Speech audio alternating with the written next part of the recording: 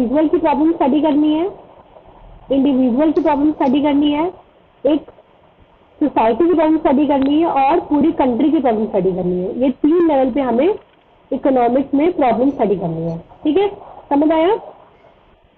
हाँ। Okay, next देखो इसमें दिया हुआ है, as individual we face innumerable problems, economic questions in our daily life. How do we as consumer decide the amount of our income we should spend on the purchase of various goods? एक example लेते हैं। Suppose this is one person, his name is Ram, okay, and उसकी salary आई 1000। अब इस salary को कैसे करेगा? कुछ ये एक्सपेंसेस करेगा और ये कोशिश करेगा कि कुछ part of income he save, कुछ पार्ट ऑफ इनकम ये बचा ले। ठीक है, अब इसकी कुछ डिजायर्स भी होंगी, इसकी कुछ इच्छाएं भी होंगी कि मैं ये अचीव कर लूँ, right? So he is having only 1000 rupees, इसके पास सिर्फ 1000 रुपए है। इसमें इसको अपनी इनकम, जो इसका एक्सपेंस, जिसके खर्चे हैं, लाइक ही नीड फूड, उसको खाने को चाहिए, ही नीड वाटर, ही नीड शेल्टर, इसको पहनने के लिए चाहिए, उसको एक घर चाहिए। ठीक है, तो ये इसका एक्सपेंसिव हो गया। अब ये कोशिश करेगा कि कुछ ये अमाउंट ही सेव भी कर ले। ठीक है, और ये कोशिश करेगा कि कुछ इसकी इच्छाएं होंगी कि मैं मर्सिडीज कार खरीद लूँ या फिर मैं कोई आईफोन टाइप खरीद लूँ। ठीक, तो ये तीनों चीजें अचीव करने की कोशिश करेगा। तो इंडिविजुअल लेवल पे ये प्रॉब्लम हो सकती है। समझ में आया? हाँ। अच्छे से क्लियर? Okay, let's proceed. और कुछ क्वेश्चन होते हैं एक सप्लायर के मन में कि हम अपनी, देखो सोसाइटी में 2 तरीके के लोग होते हैं। ये हमारी सोसाइटी है, वी हैव द प्रोड्यूसर्स, मैंने बताया था ना तुम्हें, एंड द कंज्यूमर्स। प्रोड्यूसर्स में हमारी फैक्ट्रीज वगैरह आ गई, राइट? और कंज्यूमर्स में एक इंडिविजुअल इंसान जो whose main purpose is to earn something and consume something, कुछ खाना, राइट? जैसे हम लोग। अब प्रोड्यूसर्स के मन में क्वेश्चन आते हैं कि हम कितनी प्रोडक्शन करें। इनके मन में क्वेश्चन आते हैं प्रोडक्शन से रिलेटेड, हाउ मच प्रोडक्शन। ठीक,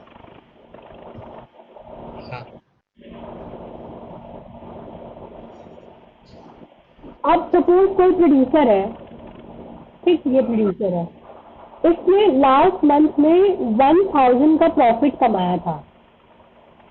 अब इसका नया मंथ स्टार्ट होगा, तो he will try to maximise his profit. वो पूरी कोशिश करेगा कि मैंने अगर last month 1000 profit I have gain, तो वो पूरा ट्राई करेगा कि 1000 प्लस में प्रॉफिट कमाए। ठीक, तो इसके मन में क्वेश्चन आते हैं कि हाउ मच टू प्रोड्यूस, कितना प्रोड्यूस करूँ जिससे मेरा प्रॉफिट मार्जिन बढ़ जाए। ठीक है, और जिससे मेरी एक फैक्ट्री की गुडविल बन जाए। और कंज्यूमर के मन में मैंने क्वेश्चन क्यों बताए कि जो उसकी इनकम आएगी वो कितना एक्सपेंस लगाएगा, कितना सेव करेगा, और जो उसकी डिजायर्स है, कुछ डिमांड है, जिसकी डिजायर्स है, जो वो लग्जरियस लाइक आईफोन खरीदना, मर्सिडीज खरीदना, हायाबुसा खरीदना, ये सब उसकी डिजायर्स हो गई। ये हम चाहते हैं ना कि हम ये चीज ले लें, बट ऐसा हमें एक्सपेंस अपना पूरा करना जरूरी, जो नेसेसिटीज है। लाइक क्या तुम बिना फूड के रह सकते हो? नहीं रह सकते ना। क्या तुम कुछ पार्ट नहीं चाहोगे कि मैं अपनी सैलरी का सेव करूं, फ्यूचर में कुछ प्रॉब्लम आ जाए तो उसके लिए? So these 2 points which are highlighted with yellow, these are important and every individual will try to achieve it. हर इंसान कोशिश करेगा एक्सपेंसिव सेविंग करने की, राइट? बट डिजायर कम बहुत बाद में, लाइक एट द लास्ट। वो लास्ट में कोशिश करेगा कि डिजायर हमारी पूरी होती है कि जब तुम्हारे एक्सपेंसिव और सेविंग कंप्लीट हो जाएंगे, then only you will try to fulfil your desire. So desires is at the last priority, is the last priority. पहले इनको अचीव करने की कोशिश करेंगे, then we will try कि हम डिजायर को अचीव करें। Clear?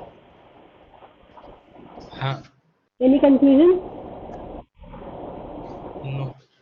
Okay, good. So this is not important. Now next is ये देखो इवैल्यूएशन ऑफ इकोनॉमिक थॉट, ये थोड़ा सा इम्पोर्टेंट है.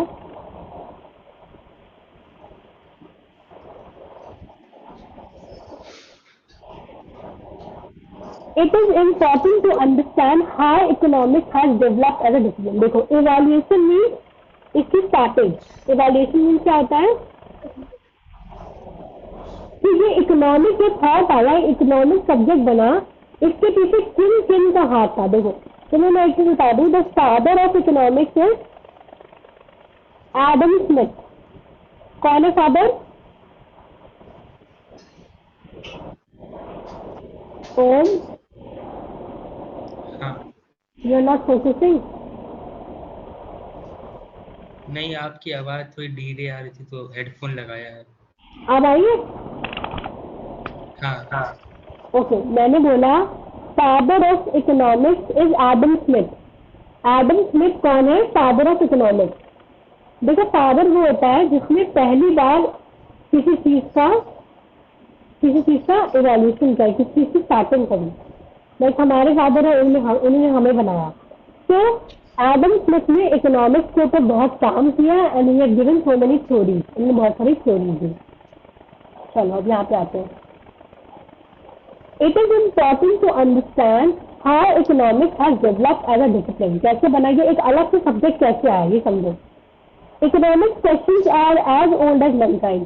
देखो जब अर्ली ह्यूमंस रहते थे पहले, तभी भी वो खाना खाते थे, कपड़े पहनते थे, either it be with leaf से बनाते थे और एनिमल स्किन से बनाते थे. बट ये जो फूड वाला और शेल्टर वाला भी क्लोथिंग वाला कॉन्सेप्ट है, इट इज वेरी ओल्ड. ये बहुत पुराना है. ये अभी नहीं आया कि हमने अभी हम आए और हमने अभी से कपड़े पहनना स्टार्ट किया. नहीं, the early humans also used to wear cloth. Okay, तो ये जो क्वेश्चन है, ये जो क्वेश्चन है इकोनॉमिक्स के कि पैसा कहाँ से आता है, कितना कमाना चाहिए, लाइक ओल्डर टाइम्स में, like in the pre historic period, पहले के समय में बार्टर सिस्टम चलता था. पहले इतना पैसे का इवैल्यूएशन नहीं हुआ था. तो लोग क्या करते थे, सपोज ये इंसान है, इसके पास 1 kg राइस है. अब ये इंसान है, इसके पास 1 kg दाल है. इसको राइस चाहिए, इसको दाल चाहिए. तो दे विल एक्सचेंज. बोलेंगे भाई सुनो, मैं तुम्हारा 1 kg दाल ले लेता हूँ, तुम मेरा 1 kg राइस ले लो. ठीक. तो पहले ऐसे होता था. पहले लोग गुड्स को एक्सचेंज करके काम करते थे, लेकिन काम तो हुआ था ना, एक्सचेंज का प्रोसेस ही चल रहा था. ठीक. It implies that the prehistoric man too must have faced some of these economic issues. So, one second. पहले के टाइम में भी लोग को प्रॉब्लम होती थी. अब प्रॉब्लम कैसे होती थी? अब मैंने जो बार्टर सिस्टम लिया उसी की मैं तुम्हें एक प्रॉब्लम बताना चाहूंगी. देखो, suppose this is person A and this is person B. इसके पास एक हॉर्स है. ठीक है, दिस इज अ हॉर्स. और इसके पास एक गोट है. इसके पास है हॉर्स, इसके पास है गोट. इसको चाहिए 1 kg पोटैटो. ठीक. और इसको चाहिए 1 kg of like it be wheat. इसको चाहिए पोटैटो, इसको चाहिए व्हीट. इसके पास हॉर्स है, इसके पास गोट है. क्या इनके बीच में एक्सचेंज हो सकता है? एक बार लास्ट लाइन रिपीट करिए. देखो, ये पर्सन ए है, इसके पास हॉर्स है, पर इसको चाहिए 1 kg व्हीट, गेहूं चाहिए. ये पर्सन बी है, इसके पास एक गोट है और इसको चाहिए 1 kg पोटैटो. कुछ सब्जी बना लेगा. ठीक. तो क्या इन दोनों के बीच में एक्सचेंज हो पाएगा? नहीं हो पाएगा, क्योंकि इसका डिजायर कुछ और है और इसका डिजायर कुछ और है. तो ये प्रॉब्लम पहले के जमाने में फेस की जाती थी. ठीक है, प्रॉब्लम समझ में आई? हाँ. ओके. हम लोग कहते हैं इन द पास्ट इकोनॉमिक्स और political economy as it was called before 1890 formed part of the other disciplines like logic, psychology, politics. देखो, इनका इकोनॉमिक्स हमारे सब्जेक्ट में आई कैसे. अभी हमारे पास इकोनॉमिक्स एज अ सब्जेक्ट है ना, एक इंडिविजुअल सब्जेक्ट है हमारे पास कि भाई हमारे पास इकोनॉमिक्स है. मतलब एक सब्जेक्ट है, तो मैं इसको एक सब्जेक्ट की तरह पढ़ते हैं। पहले क्या होता है, कोई सब्जेक्ट हुआ, सपोज हिस्ट्री, उसमें इकोनॉमिक्स डाल दी गई, मतलब बड़े से सब्जेक्ट का एक छोटा सा पार्ट बना दिया गया इकोनॉमिक्स का। ठीक है, ऐसे इकोनॉमिक्स की एंट्री हुई थी हमारे सिस्टम में, एजुकेशन सिस्टम में। समझ में आया? हाँ Aristotle the famous Greek philosopher. Aristotle कौन है? एक ग्रीक फिलोसोफर, मतलब ये ग्रीक से आए हैं। कहाँ से आए हैं? ग्रीक। देखो, अगर मैं इंडिया से जाऊंगी तो मैं एक इंडियन फिलोसोफर हो जाऊंगी ना, वैसे ये हाँ ग्रीक से आए हैं, इसलिए ये ग्रीक फिलोसोफर होगा। ठीक है, हाँ तो जहां से जो बिलोंग करता है उसे उसी एरिया से एड्रेस किया जाता है। ठीक है, इतना समझ में आया? हाँ।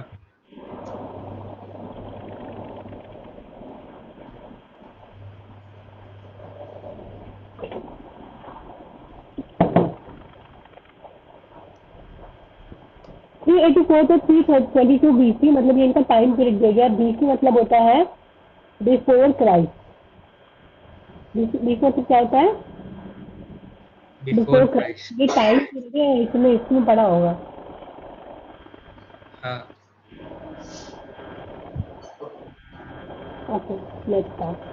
Who is regarded by some writers as the first economist, was basically preoccupied with the general philosophy of state and देखो, जनरली ये जो एरिस्टोटल थे, ये रिलेटेड थे फिलोसफी से। किससे रिलेटेड थे? ये फिलोसफी। एक फिलोसोफर थे। फिलोसोफर क्या होता है? सपोज इन्होंने सोसाइटी के बारे में कुछ कहा, कुछ डेफिनेशन बनाई, इन्होंने बहुत सारी थ्योरी थी। किससे रिलेटेड? फिलोसफी से। जैसे कि हमने देखा कि बड़े से सब्जेक्ट का पार्ट एक इकोनॉमिक्स को बना दिया गया था, ऐसे इकोनॉमिक्स की एंट्री हुई एजुकेशन सिस्टम में। वैसे ही सपोज एरिस्टोटल एक फिलोसोफर थे, उन्होंने फिलोसफी के ऊपर बहुत सारा काम किया, इसीलिए उन्होंने थोड़ा सा इकोनॉमिक्स के बारे में बता दिया। तो ऐसा माना जाता है कि Aristotle was the first economics. कुछ लोग ऐसा मानते हैं। ठीक है, बट मेनली कौन थे? एक फिलोसोफर थे, यानी कि फिलोसफी पे उन्होंने ज्यादा काम किया था। फिलोसफी सब्जेक्ट है, उन्होंने इससे ज्यादा काम किया था, पर इसमें उन्हें थोड़ा सा इकोनॉमिक्स के बारे में बताया गया था। उस तरह से सम पीपल थॉट दैट ये पहले इकोनॉमिक्स थे। क्लियर है? हाँ But while doing so, he did refer to the definition of and scope of economics. He defined economics as the science of managing the family and state. अब इन्होंने philosophy में काम किया, बट इन्होंने economics की definition दे दिया और economics को स्कोप दे दिया। डेफिनेशन के लिए पता है कि किसी ने एक्सप्लेन करके बात कर दिया। डेफिनेशन स्कोप क्या होता है? स्कोप पता है तुम्हें क्या होता है? स्कोप जानते हो?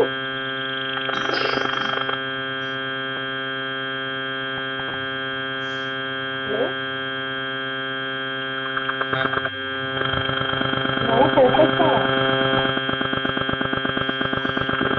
नहीं, अब बैकग्राउंड से आपकी आवाज आ रही है। अभी आ रही क्यों है? आवाज आ रही है।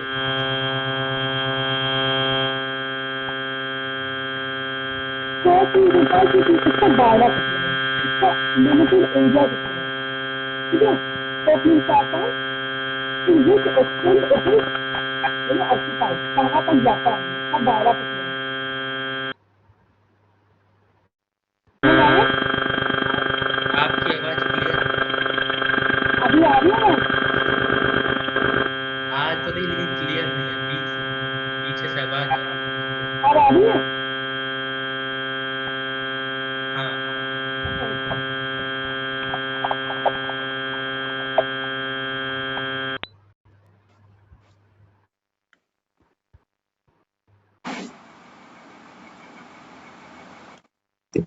अब क्लियर आ रही है आवाज? हाँ ठीक है। सो इन्होंने क्या बताया? Economics as a science of management of family and state. इनका कहना था कि एक इंसान कैसे अपनी फैमिली को और अपनी स्थिति को, अपनी स्टेट को कैसे मैनेज करता है, उसको हम बोलेंगे इकोनॉमिक्स। क्या बोलेंगे? सपोज एक बंदा है, इकोनॉमिक्स।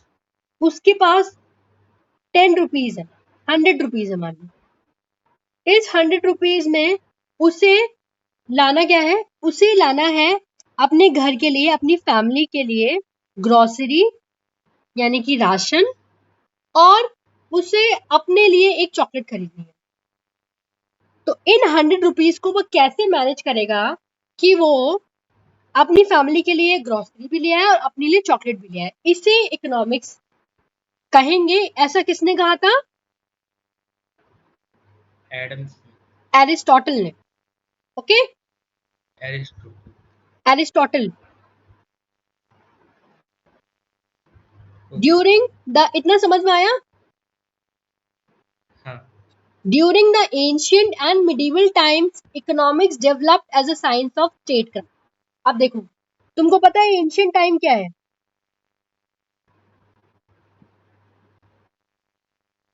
जानते हो? पुराने जमाने। नहीं, मतलब एंशियंट, मिडिवल, मॉडर्न क्या है?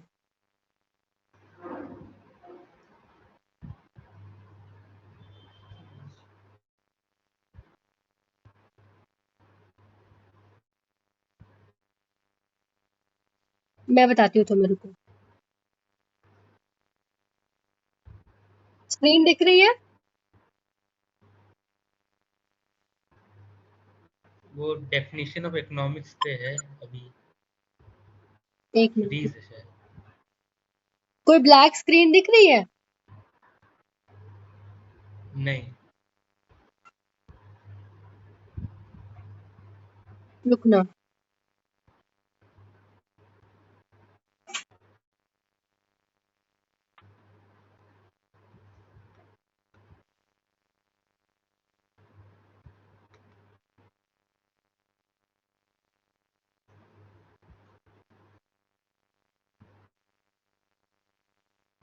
स्क्रीन दिख रही है? हाँ, देखो,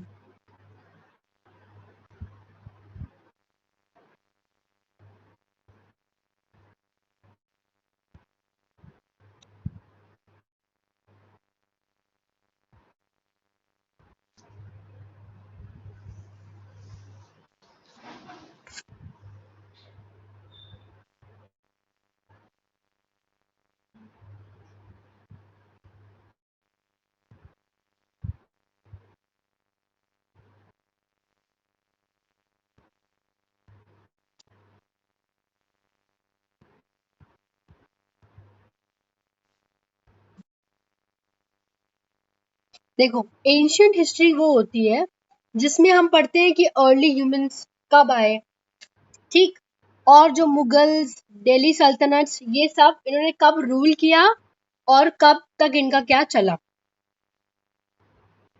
ठीक है। मेनली हम इसमें पढ़ते हैं कि हमारा जो फर्स्ट सिविलाइजेशन कौन सा था, हड़प्पन सिविलाइजेशन, इंडस वैली सिविलाइजेशन, कि जब लोग नहीं रहते थे हमारे पास, सॉरी मैंने गलत बोल दिया, जो जब लोग हमारे पास नहीं रहते थे तब हमारे पास कौन कौन सा आर्किटेक्चर था, किस तरह की पहला पहला सिविलाइजेशन कौन सा था, इन सब चीजों को हम एंशियंट हिस्ट्री में पढ़ते हैं, ठीक, समझ आया? हाँ, हाँ, मिडिवल हिस्ट्री में पढ़ते हैं कि कब कौन से किंग्स आए हमारे उसमें, किसने कितने टाइम तक रूल किया और कब तक किसका रूलिंग पीरियड चला, इसमें हम मिडिवल हिस्ट्री में पढ़ते हैं। और इसी टाइम पे हमारे ब्रिटिशर्स की एंट्री हो गई। मॉडर्न हिस्ट्री में हम पढ़ते हैं ब्रिटिशर्स ने कैसे हमारे पर क्या फोर्स किया, कैसे हमको रूल किया, कैसे हमें एग्जॉस्ट किया, ठीक है, कैसे हमें डिस्ट्रॉय किया, और कैसे हम एक फुलफिल्ड प्रॉस्पेरस कंट्री से एक पुअर कंट्री बने। ये सब हम मॉडर्न हिस्ट्री में पढ़ते हैं। कौन कौन से गांधी जी के मूवमेंट आए, कौन से रेवोल्यूशन हमने किए, ये सब हम मॉडर्न हिस्ट्री में पढ़ते हैं। क्लियर है? हाँ, इतना समझ में आया? हाँ, स्क्रीन दिख रही है तुम्हें? हाँ। वो एवोल्यूशन वाली स्क्रीन दिख रही है? नहीं। रुको,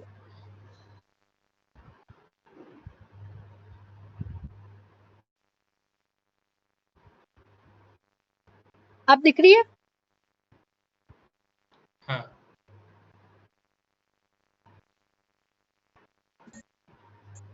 ओके, हमने ये पढ़ लिया था। During the ancient and medieval times, तो तुम आप रिलेट कर पा रहे हो कि एंशियंट और मिडिवल टाइम कौन सा है? हाँ रिलेट कर पा रहे हो ना? हाँ okay. During the ancient and medieval times, economics developed as a science of statecraft. Economics एक स्टेट क्राफ्ट की तरह डेवलप हुई, ठीक है? हम्म,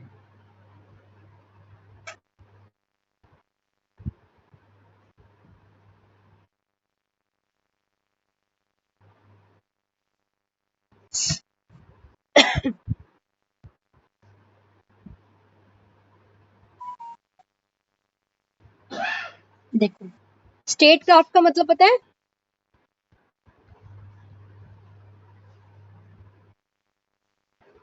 नहीं।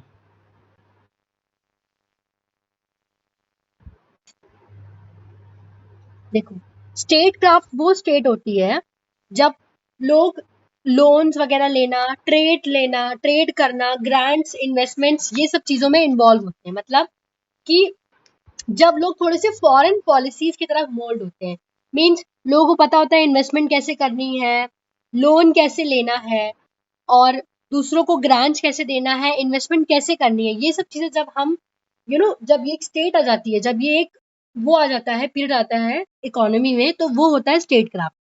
एंशियंट और मिडिवल टाइम्स में हमने एंशियंट टाइम में क्या देखा कि जब कौन कौन सी चीजें हमने पहला सिविलाइजेशन वगैरह देखा, मिडिवल टाइम्स में देखा कि कैसे मुगल्स वगैरह आते थे, तो मुगल्स और दिल्ली सल्तनत जो भी किंग्स होते थे उनके टाइम पे होने लगा था ना ये सब, कि वो हमसे लेते थे, एक minute,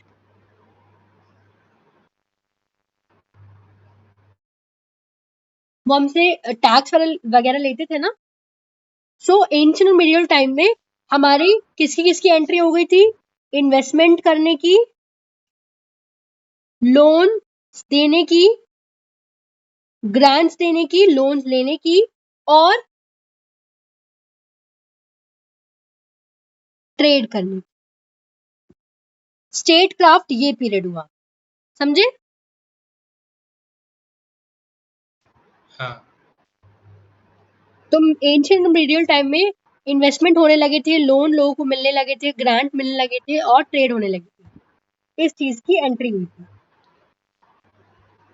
okay, next, the mercantilist, the advocate of economics thought. Mercantilist क्या कौन होते हैं?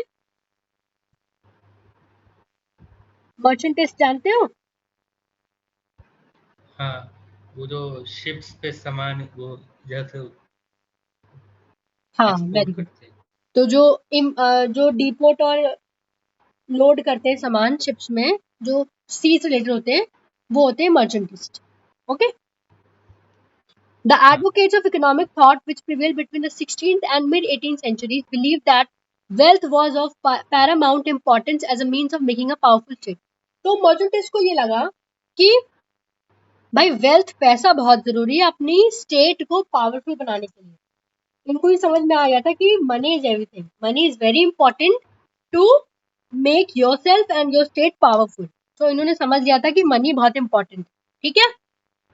This type of हाँ economic thinking resulted in making economics as a science of wealth earning activities of the individual as well as the state.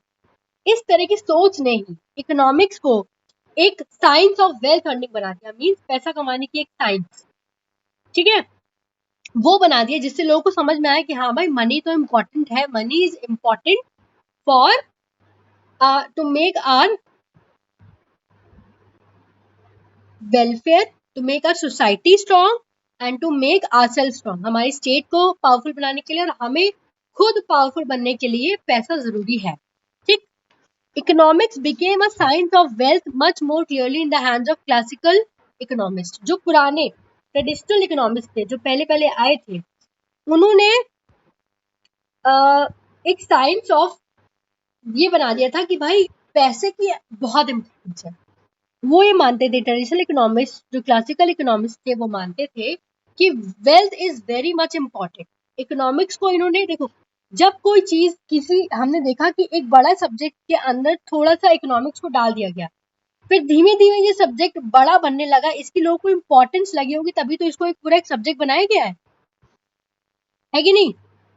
हाँ हाँ तो इस पूरे पैराग्राफ में यही बताया गया है कि एक छोटे के सब्जेक्ट का पार्ट बनते हुए एक पूरा एक इंडिविजुअल सब्जेक्ट इकोनॉमिक्स कैसे बना, समझे? हाँ ओके, लास्ट लाइन बची, रीड कर लेते हैं। In fact, it emerged as a separate discipline. देखा ना, separate discipline मतलब separate subject. For the first time in writings of classical economics. Ever since then, economists have started defining the subject matter of economics much more clearly, though somewhat in different ways. देखो, एक subject, छोटे से subject का part बना economics, फिर एक individual subject बना. This was the evolution of economics. समझ में आया? हाँ इतना क्लियर है?